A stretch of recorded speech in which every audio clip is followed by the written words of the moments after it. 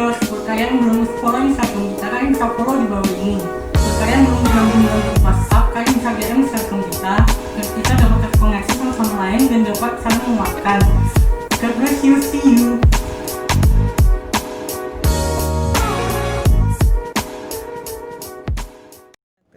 Shalom teman-teman, gimana kabar kalian hari ini? Kita mulai ibadah kita di sore hari ini. Kita siapkan hati, pikiran kita.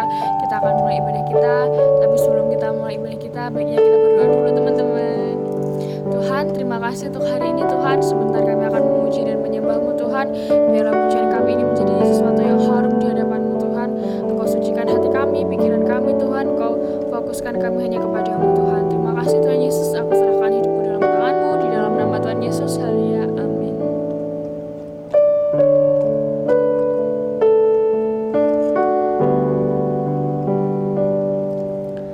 Meskipun tak ku mengerti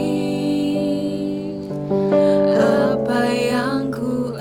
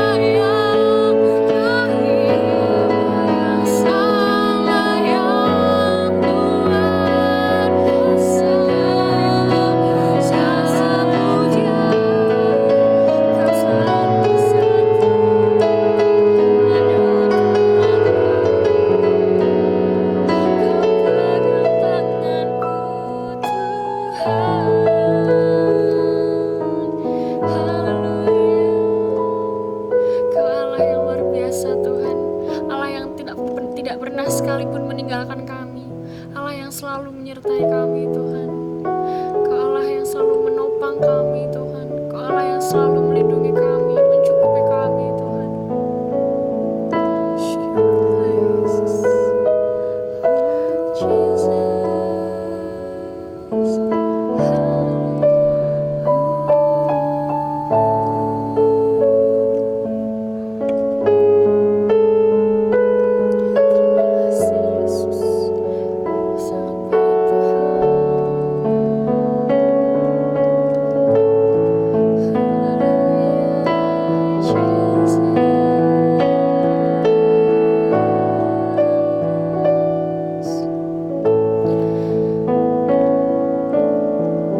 Tuhan selalu menolongku,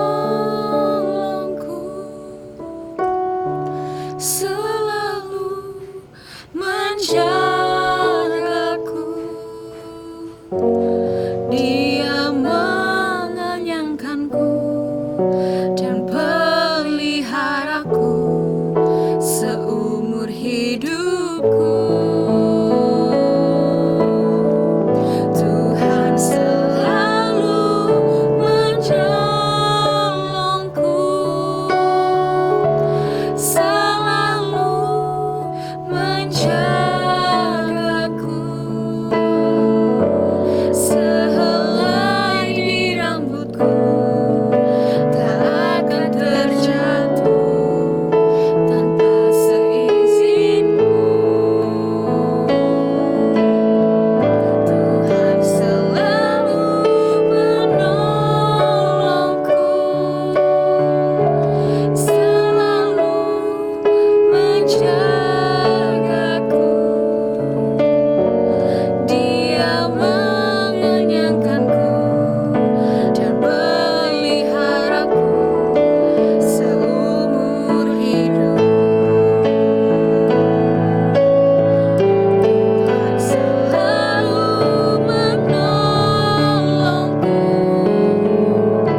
selalu menjagaku. Sehelai di rambutku tak akan terjatuh tanpa seizinku. Tuhan selalu menolongku, selalu menjagaku. Dia mengenyangkanku dan peliharaku seumur hidup. Tuhan selalu menolongku, selalu menjagaku. Dia mengenyangkanku dan peliharaku seumur hidupku. Dia mengenyangkanku dan peliharaku seumur hidupku. Dia mengenyangkanku dan peliharaku seumur hidupku.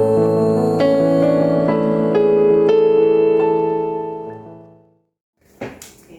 Shalom anak muda, kita ketemu lagi di ibadah online pada malam hari ini. Sebelumnya kita langsung masuk dalam doa. Mari kita tundukkan kepala. Terima kasih Tuhan atas hari ini Kau telah kumpulkan kami di sini secara online. Kami percaya Bapa, kuasa-Mu bekerja di tempat ini dimanapun kami berada.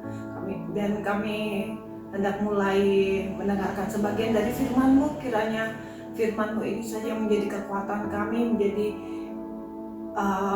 pegangan kami dalam hidup kami Bapak. Terima kasih Bapak, kami mau serahkan firman renungan pada malam hari ini ke dalam tangan-Mu. Dalam nama Tuhan Yesus Kristus kami berdoa, amin. Malam ini kita akan bicara tentang respect and honor. Dan seringkali kita ya anak muda, terutama anak muda yang mungkin merasa tidak dihormati di antara sekeliling mereka gitu. Mereka merasa kayak dianggap remeh. dianggap remeh gitu. Sama seperti contoh, misalkan saya lagi nyetir di jalan, tiba kita udah di jalur yang benar, kita udah di jalan yang benar, tapi ada orang yang tiba-tiba nyerobot seenaknya sendiri. Nah, saat kita ngantri mungkin. Saat kita ngantri, kita nggak antri dengan aturan yang benar, tertib gitu, tapi orang lain nyerobot gitu. Nah, malam hari ini kita ingin bicara suatu hal yang dimana kita ingin membentuk anak-anak muda untuk anak-anak muda yang dihormati dan menghormati orang lain. Dimana yang memegang nilai-nilai tentang kehormatan. Dan sebelum masuk lebih dalam, saya ingin mengajak kita untuk mengupas apa sih hubungan antara respect dan honor. Oke. Jadi Saudara mau jelasin masalah respect dan honor atau hormat ya. Respect itu kalau boleh dijelaskan berarti adalah rasa kagum yang mendalam. Jadi sementara kalau hormat itu adalah respect yang ditunjukkan atau diwujudkan dalam bentuk, mungkin bisa bentuk sikap, bentuk ucapan. Jadi respect itu bisa nggak ditunjukkan, respect itu bisa dalam hati, tapi kalau hormat itu harus ditunjukkan. Jadi itu yang poin pertama, perbedaan respect atau honor. Yang kedua, respect itu bicara tentang orang lain. Jadi apa yang kita lakukan untuk mendapatkan respect, sementara hormat itu bicara tentang diri kamu, siapa kamu. Jadi nilai yang kamu anut atau kamu lakukan itu berdampak kepada hormat. Jadi hormat itu juga bukan bicara mengenai orang lain, tapi bagaimana diri kamu memberikan hormat kepada orang lain, sehingga hormat adalah merupakan sikap atau respon dari kamu, tidak berkaitan dengan apakah orang itu layak atau tidak layak dihormati, tapi karena kamu memang memegang nilai kehormatan bahwa kamu sebagai anak muda harus menghormati orang lain. Dan malam ini Saudara juga mau ajak gimana sih jadi anak muda yang dihormati. Coba kita sama-sama mau perhatikan 5 poin ini. Sama-sama kita belajar dari ayat 1 Timotius 4 ayat yang ke-12. Dan kita udah sering dengar tentang ini, ya kan? Udah berulang-ulang kali dibawakan. Cuman kita mau coba baca ulang lagi supaya kita dapat tema yang baru tentang honor atau dan respect ini. Oke? 1 Timotius 4 ayat yang ke-12. Jangan seorang pun menganggap engkau rendah karena engkau muda. Jadilah teladan bagi orang-orang percaya dalam perkataanmu, dalam tingkah lakumu, dalam kasihmu, dalam kesetiaanmu, dan dalam kesucianmu. Jadi kamu muda memang, tapi jangan kamu dianggap tidak hormat atau remeh. Jangan sampai orang menganggap kamu tuh remeh. Karena biarlah kamu tuh menjadi teladan, menjadi contoh bahwa orang-orang yang percaya pada Kristus tuh harusnya jadi gimana sih? Dan bahwa poin nomor 1, kita harus memperhatikan apa? Memperhatikan what you say, perkataanmu. Ya, sama seperti dalam Yakobus 1 ayat yang ke-26. Jikalau ada seorang menganggap dirinya beribadah, tetapi tidak mengekang lidahnya, ia menipu dirinya sendiri, maka sia-sialah ibadahnya. Jadi dunia itu menilai seseorang itu dari ucapan yang keluar dari mulutnya. Apakah dia seorang yang pintar, ceroboh, atau seenaknya sendiri.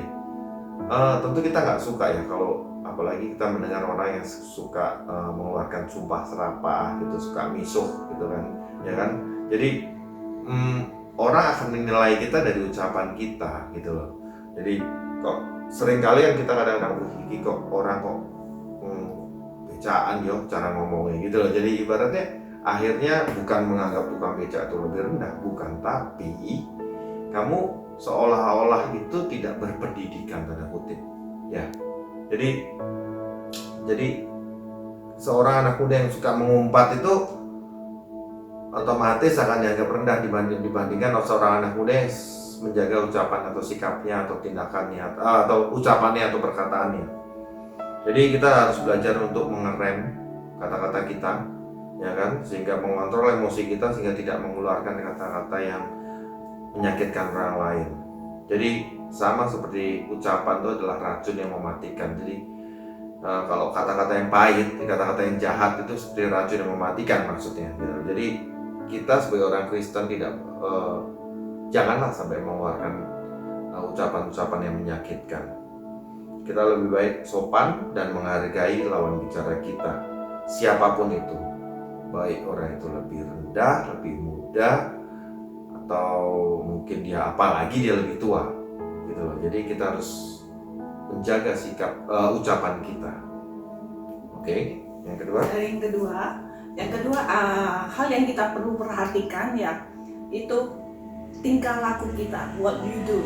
Jadi apa sih tingkah laku yang harus kita lakukan supaya kita anak muda mendapat respect dari orang lain.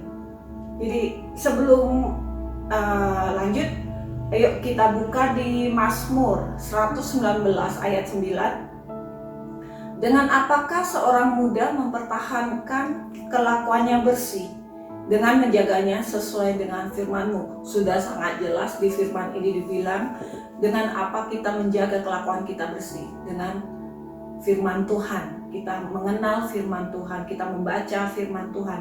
Jadi sama seperti hal yang sebelumnya ya, poin sebelumnya, tingkah laku kita ini sering kali menjadi sorotan orang lain pada kita gitu. Jadi kalau kita berbuat sesuatu yang jelek, orang pasti akan menilai kita jelek. Tapi pada saat kita berbuat baik, kita dermawan, pasti orang bilang kita baik hati gitu. Jadi di sini berarti tingkah laku kita boleh dibilang sangat fatal ya. Jadi kita benar-benar harus sangat dan selalu menjaga perilaku tingkah laku kita. Jadi seperti kalau kalian lihat teman kalian yang mungkin tingkah lakunya asal-asalan atau tanpa pikir panjang, mereka langsung melakukan sesuatu mungkin hal yang ceroboh, pasti ada satu hal yang kalian pikirkan di otak kalian, kok orangnya gitu ya? Nah, kok orangnya gitu aja udah kita mikir kayaknya ada sesuatu yang kurang gitu dalam perilaku mereka ya. Jadi sama dengan orang yang kayak tadi ya, apa? Ucapan yang sikap itu juga dengan janji, ya kan? Jadi kita bagaimana kita berjanji, apakah dan juga tepat waktu, itu kan sikap, ya kan? Nah dari itu orang akan lebih menghormati karena kita juga lebih dahulu menghormati janji dan waktu orang tersebut. Oke, jadi kita juga balik lagi ke tadi perkataan, apa yang kita ucapkan harus kita juga dapat lakukan gitu. Dan ketiga, setelah sikap atau what you do, yang ketiga itu how you love people, bagaimana kasihmu. Sama-sama kita baca dari Roma 12 ayat yang 10. Hendaklah kamu saling mengasihi sebagai saudara dan saling mendahului dalam memberi hormat.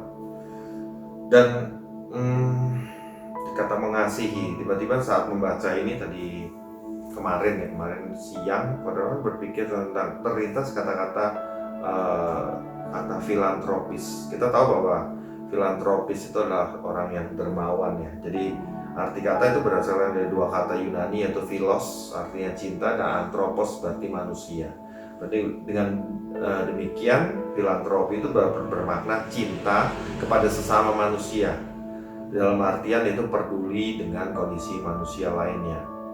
Jadi aksi atau tindakan dari filantropis ini yaitu perilaku yang dermawan atau memberikan perhatian atau peduli terhadap sesamanya. Dan orang-orang filantropis ini dianggap orang yang terhormat dalam Iya, masyarakat otomatis kan. otomatis. Jadi dengan mencintai sesama dan mewujudkannya dalam tindakan, kita mendapatkan hormat gitu. Contoh paling sederhana lah, kamu akan lebih suka dan respect atau hormat dengan temanmu yang sering bayarin kan, ya kan, sering bantuin kamu, mau luangkan waktu buat kamu, Pastinya. ya kan, Pastinya. dibanding dengan temen yang pelit, ya kan, atau orang yang nggak mau bantuin kamu walaupun dia bisa gitu loh. Jadi ya sama seperti halnya kita sudah belajar sama di beberapa bulan yang lalu mengenai 1 Korintus 13 ayat yang ke-13 bahwa demikianlah tinggal 3 hal ini, yaitu iman, harapan, dan kasih. Dan yang paling besar diantaranya ialah kasih.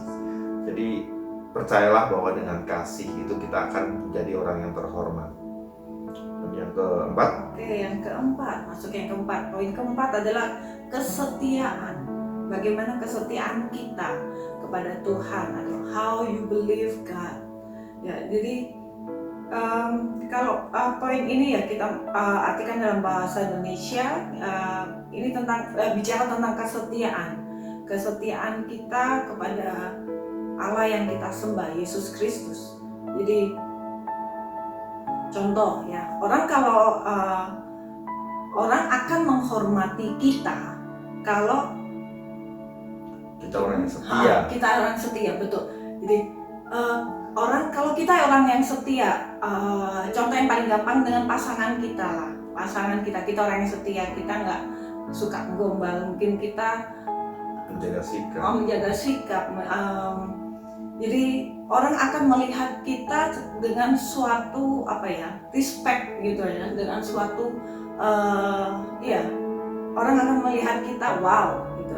Ya, jadi bisa juga kalau kita seumpama kita melihat ada orang yang jalan dengan orang lain, padahal tahu orang itu sudah punya pasangan, tentu kita akan melihat orang itu kok murahan ya, kok iya kan, jadi kan tidak memberikan penghormatan atau kita ngomongnya nggak punya level. Iya.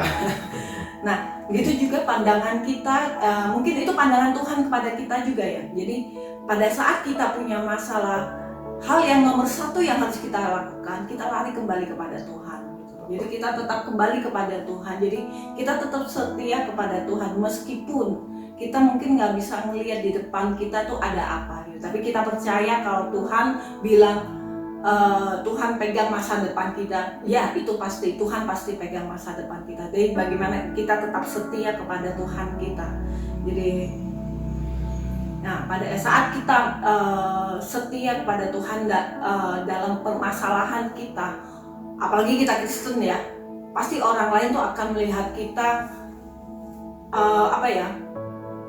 bukan suatu yang gampang ya kalau kita apalagi saat ini ya saat ini kita tetap teguh, tetap percaya kalau kita punya masa depan gitu, kita tetap percaya kepada Tuhan dan orang akan lebih respect, wow kamu benar-benar ya daripada orang putus asa, dan lain sebagainya kan? Betul gitu. Oke, yang kelima poin terakhir itu adalah kita baca di atas itu tentang kesucianmu. Tapi Rama bilang kesucian dalam ini bahwa how do you always do only what is right. Jadi melakukan apa yang benar gitu. Jadi kesucian di sini bicara mengenai dalam bahasa Inggris terjemahan lain bahwa kesucian ini bicara juga mengenai purity atau kemurnian. Jadi dan kata murni gitu sering dipakai untuk air, misalnya air murni atau emas kan, emas yang murni yang berarti tidak tercampur dengan bahan lain yang lebih rendah kadarnya. Sebagai contoh saya punya teman yaitu dia punya toko perhiasan gitu. Jadi saat ada seseorang yang mau menjual perhiasan, biasanya apalagi orang itu dia membeli di toko itu. Jadi si pembeli atau si toko akan minta izin untuk menggosok perhiasan itu. Jadi akan dilihat bahwa apakah itu benar-benar murni emas atau sepuhan. Jadi apa yang di luar itu sama dengan apa yang di dalam. Begitu juga kita. Jadi kalau kita mau dihormati, ya kita harus seperti itu. apa yang kita tampilkan di luar dan di dalam sama. Apa yang kita tampilkan di depan dan di belakang itu sama. Percayalah bahwa suatu saat orang akan lihat kita dengan sesungguhnya. Jadi jangan sampai di saat orang melihat kita di momen, atau di saat orang itu melihat kita yang sesungguhnya, orang itu berkata, oh ternyata dia pakai topeng, oh ternyata dia palsu, Berarti gitu. itu cuma Cuma pencitraan aja. pencitraan aja gitu. Jadi ya kita tentu tidak mau hal itu terjadi. Jadi kita memilih bahwa orang melihat kita di sesungguhnya bahwa oh dia memang benar-benar orang yang terhormat, orang yang sama di depan maupun di belakang gitu loh. Jadi Kita bisa pegang ya. bisa, nah, jadi orang itu akhirnya dipercaya, karena akhirnya mendapat kehormatan. Respect dari Iya. orang lain. Jadi sebagai penutup ya kan, kalau kita memperhatikan poin-poin tadi, ada 5 poin ini ya kan, Cecil bisa Oke, bacakan. poin yang pertama tentang apa yang kamu ucapkan, what you say. Poin yang kedua, apa yang kamu lakukan, what you do. Poin yang ketiga, bagaimana kamu mencintai sesamamu, how do you love people. Poin yang keempat, bagaimana kamu mencintai Tuhan, Ya. how you believe God. Yang kelima, yang terakhir, bagaimana kamu selalu melakukan apa yang benar, how you always do only what is right. Oke. Itu tadi 5 poin 5 ya poin yang kita pelajari. Jadi percayalah, kalau kalian melakukan kelima poin tadi dengan baik, kalian memperhatikan kelima poin tadi, percayalah kamu akan menjadi teladan, jadi contoh. Orang tidak memandang rendah kamu, orang tidak memandang ini anak muda nih, nggak tahu apa-apa nih. Orang sebaliknya, orang akan menghormati kamu. Bahkan hormat itu akan datang dari orang yang di atasmu, ya kan? Seperti apa itu? Seperti Contoh apa? pemimpinmu, mungkin orang tuamu, kakakmu, bahkan orang yang lebih tua bisa hormat ke kamu karena kamu Ya. benar-benar menjaga kelima poin tadi. Bahkan orang yang sejajar, hormat itu kan datang dari orang yang sejajar dengan kamu, seperti teman, tetangga, sahabatmu, ya kan? Dan yang ya orang yang mungkin yang dari orang yang menjadi bawahanmu, ya kan? Bisa karyawanmu, mungkin adik kelas, dari mungkin kita kalau berorganisasi jadi anggota organisasimu, OSIS gitu ya kan, atau dari orang-orang di sekitar kita, di pembantu rumah tangga kita, ya kan. Jadi bahwa percayalah bahwa apa yang kamu lakukan, ya kan, kalau memperhatikan dari kelima poin tadi, kamu dapat mempengaruhi orang-orang sekelilingmu, ya kan. Jadi sesuai dengan tema tahun ini bahwa, ya kan, impact, ya kan, menjadi generasi yang berimpact, jadi generasi yang berdampak bagi orang lain. Amen. Ya kan, menjadi garam dan terang. Itu yang Tuhan mau buat kita anak muda. Apalagi di masa-masa seperti ini. Betul. Ya kan. Mm-mm. Oke, sekian sebenarnya sharing kita. Semoga jelas. Semoga memberkati dan dapat dilakukan. ya, Ya. belajar untuk melakukan gitu. Ya, karena pada saat 5 ini kita lakukan, kita menjadi impact Jadi ya. impact. Kita menjadi impact buat Buat sekeliling kita. Amin. Oke, ya kita mau sama-sama tutup dalam doa. Segala puji syukur kami naikkan kehadirat-Mu Tuhan. Kami boleh sharing firman ini ya Bapak. Biarkan dari keterbatasan kami, Tuhan Allah sendiri, Allah Roh Kudus yang memberikan hikmat pada anak-anak muda di Betani Madiun, dimanapun mereka berada. Kiranya Roh Kudus menerangi hati, pikiran, jiwa mereka, sehingga apa yang hamba-Mu dan Kak Sisil sampaikan boleh memberkati mereka ya Bapak, mengubah hidup mereka, dan mereka dapat menjadi terang, garam, dan menjadi alat kemuliaan Tuhan. Yang bersyukur atas berkat-Mu ya Tuhan, dan kami percaya Bapak, di masa yang sulit seperti ini Engkau tetap hadir, Engkau akan memberikan yang terbaik bagi kami Tuhan. Dan mari kita sama-sama angkat tangan kita terima berkat dari Tuhan. Kiranya berkat dari Allah Bapa, Putra dan Roh Kudus turun pada kita semua, dan Dan kami percaya penyertaan, hikmat, kuasa-Mu ya Tuhan turun atas kami, sehingga kami dapat menjadi kepala, bukan ekor, tidak turun tapi naik. Kami percaya apa yang kami kerjakan, studi kami, keluarga, pekerjaan kami, memberkati keluarga kami, memberkati tempat usaha kami, juga memberkati orang tua kami terutama Tuhan. Saya percaya Bapa, kami Engkau berkat turun atas kami dan kami boleh menjadi berkat atas orang lain. Terima kasih Bapa, hanya di dalam nama Tuhan Yesus kami berdoa dan mengucap syukur. Haleluya. Amin. Oke, sampai ketemu minggu depan. Ya, kami percaya Tuhan selalu memberkati kita semua. Amen. Stay safe, stay healthy. Tuhan Yesus memberkati. God God bless you.